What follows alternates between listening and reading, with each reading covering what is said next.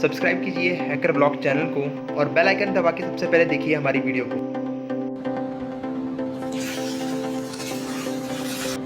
जज साहब मेरे पास 65B जज साहब मेरे पास स्क्रीनशॉट्स हैं। जज साहब मैंने ये प्रिंट करवाया है। तुम्हारे पास क्या है? मेरे पास 65B का सर्टिफिकेट है।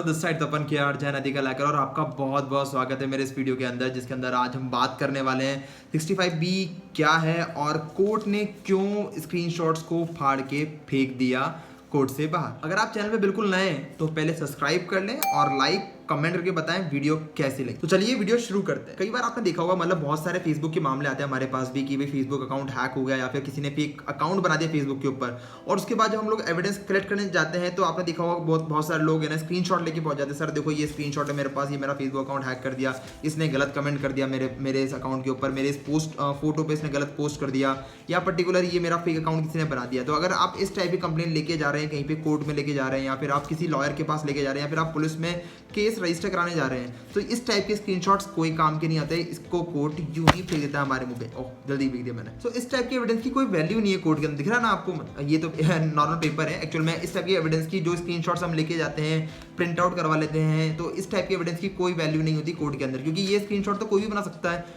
अगर मैंने आपका स्क्रीनशॉट लिया, उसके अंदर फोटोशॉप के थ्रू मैंने एडिट करा, तो मैं भी इसके बना सकता हूं। तो इसलिए जब भी आपके साथ फेसबुक फ्रॉड होता है या फिर कोई भी ऐसा इस टाइप का कोई फ्रॉड होता है जहां पे आपको एविडेंस लेके जाना बहुत जरूरी होता है, तो उस कंडीशन में 65B सर्टिफिकेट बहुत इंपॉर्टेंट होता है। बताऊंगा मैं अभी 65B होता क्या है। तो पहले हम जान लेते हैं कि अगर आप एविडेंस कलेक्ट कर रहे हैं या फिर आप एविडेंस ले रहे हैं किसी से, अगर आप पुलिस हैं या फिर आप लॉयर हैं या फिर आप खुद अपना केस रजिस्टर करना चाह रहे हैं, तो उस कंडीशन में आप स्क्रीनशॉट कभी लेके ना जाए। कोर्ट के अंदर कभी भी स्क्रीनशॉट एडमिसिबल नहीं होता है। कोई भी आपके एविडेंस को चैलेंज कर सकता है, तो चैलेंज करने के बाद फिर आप घूमते रहो, क्योंकि आप प्रूव ही नहीं कर पाओगे एक्चुअल में ये स्क्रीनशॉट सही भी है या नहीं। तो इस टाइप के एविडेंस को कलेक्ट करने के लिए स्पेशली हमने एक सर्टिफिकेट बनाया हुआ है। हमने नहीं, बेसिकली ये इंडियन गवर्नमेंट ने बनाया हुआ है 65B का सर्टिफिकेट। ये लेना बहुत ज़रूरी होता है। अगर मेरे साथ क्राइम हुआ है और मैं ही सर्टिफिकेट नहीं दे सकता कभी भी, आपको किसी ना किसी ऑथराइज पार्टी के पास जाना पड़ेगा, या फिर पर्टिकुलर साइबर कैफे से अगर आप निकलवा रहे हैं प्रिंट आउट, तो आपको बोलना पड़ेगा उस पर्टिकुलर साइबर कैफे वाले को कि आप मुझे 65B का सर्टिफिकेट दें, जो प्रमाणित करता है कि जो ये स्क्रीनशॉट लिए गए हैं ये किस कंप्यूटर सिस्टम से लिए गए हैं और इसके अंदर कोई टेम्पर नहीं करा गया। अगर कोई करा हुआ है तो उसके लिए वो जिम्मेदार होगा। तो इसलिए 65B का सर्टिफिकेट होना बहुत ज़रूरी है। पहले ये चीज़ मैंडेटरी कर दी गई थी कि 65B का सर्टिफिकेट सिर्फ गवर्नमेंट ऑथराइज्ड जो फॉरेंसिक लैब है वही दे सकती है, पर इतनी लैब्स नहीं है अपने इंडिया में। देखा जाए तो राजस्थान के अंदर भी 1 या 2 ही है, ज़्यादा नहीं है मेरे हिसाब से। उसके अलावा बहुत कम जगहें लैब हैं, तो इतना सारा वर्कलोड, इतना सारा काम है, तो उस कंडीशन में फॉरेंसिक लैब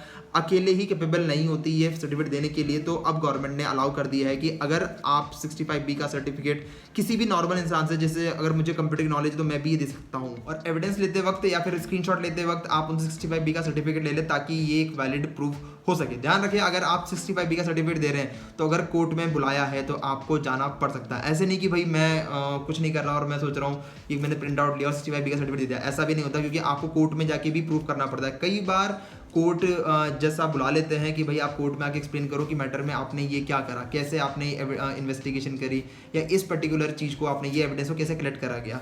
सो उस कंडीशन में आपको कोर्ट में जाना भी पड़ता है। हम लोग क्राइम की इन्वेस्टिगेशन करते हैं तो हमारा काम लगा रहता है, मतलब अगर हमें कभी बुलाया भी जाता है कोर्ट के अंदर तो हम जाके वहाँ प्रूफ भी करते हैं। तो हम लोग 65B सर्टिफिकेट भी दे सकते हैं। काफ़ी सारी इन्वेस्टिगेशन एजेंसीज हमसे 65B सर्टिफिकेट लेती है। अगर वो कोई डेटा रिकवरी करवाती है, कोई फेसबुक की चैट्स रिकवर करवाती है, व्हाट्सएप की चैट्स रिकवर कराती है, कोई फोन से डेटा रिकवरी करवाती है, या फिर कोई ना स्क्रीनशॉट्स लेती है हमसे, तो हम उनको 65B का सर्टिफिकेट देते हैं, जिससे ये प्रूफ हो जाता है कि ये बेसिकली किसी ऑथराइज वेंडर से या किसी ऑथराइज पार्टी से ही लिया गया है, और कभी जरूरत पड़ने पे हमें कोर्ट भी बुलाया जाता है। सो अगर आप कोई इस टाइप का फेसबुक फ्रॉड हुआ आपके साथ में, या फिर किसी भी टाइप का फ्रॉड हुआ है, तो पहले आप स्क्रीनशॉट लेके ये ना समझे कि अब मैंने स्क्रीनशॉट ले लिया आप क्या कर लेगा वो, ऐसा कुछ नहीं होता है। स्क्रीनशॉट को चैलेंज करा जा सकता है अगर आपके पास अच्छा लॉयर है, या फिर जिस लॉयर को साइबर लॉ की नॉलेज है, तो वो आपके एविडेंस को चैलेंज कर सकता है कोर्ट के अंदर। तो अगर आपके साथ कोई फेसबुक फ्रॉड हुआ या फिर किसी ने फेसबुक के ऊपर या फिर कोई भी सोशल मीडिया प्लेटफॉर्म के ऊपर आपके बारे में कुछ गलत लिखा है या फिर कोई गलत कंटेंट पोस्ट करा है,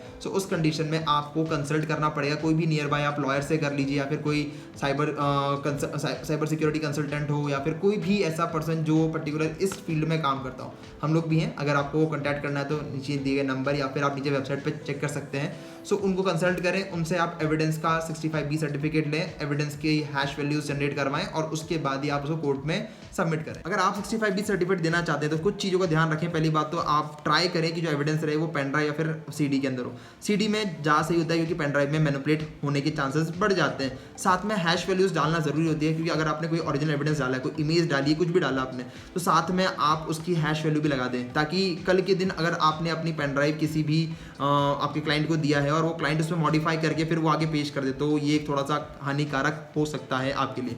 तो पेन ड्राइव के लिए कभी मैं बोलूँगा नहीं, पर आप CD के लिए दें ताकि उसमें चेंजेस कर पाना पॉसिबल नहीं होता। हैश वैल्यू लगाएं जो रिप्रेजेंट करता है कि आपकी जो एविडेंस है उसकी इंटीग्रिटी मेंटेन है। अगर उसने थोड़ी सी भी चेंजेस करने की कोशिश करी या फिर थोड़ा सा 1% ऊपर या नीचे करने की कोशिश करी उस एविडेंस के अंदर, तो ऑटोमेटिकली आपका हैश वैल्यू जो होता है 50% अप्रॉक्सीमेटली चेंज हो जाता है। और MD5 हैशेस के लिए आप MD5 हैशेस का एल्गोरिथम का यूज़ कर सकते हैं हैश वैल्यू जनरेट करने के लिए, और उसके बाद आप अपने एविडेंस सबमिट करें। साथ में 65B का एक सर्टिफिकेट आप लगा दें। अगर आपको जानना है इसके बारे में 65B का सर्टिफिकेट कैसे दिखता है, तो आप cybercert.in ये हमारी वेबसाइट है, इस पर आप जा सकते हैं। वहाँ पे आपको मिल जाएगा एक सैम्पल 65B का सर्टिफिकेट के लिए, cybercert.in। डिस्क्रिप्शन में लिंक होगा, वहाँ पे जाके चेक कर लेना। और इससे रिलेटेड आपको कोई और कंसल्टेंसी लेनी है तो कमेंट में डाल दें आप।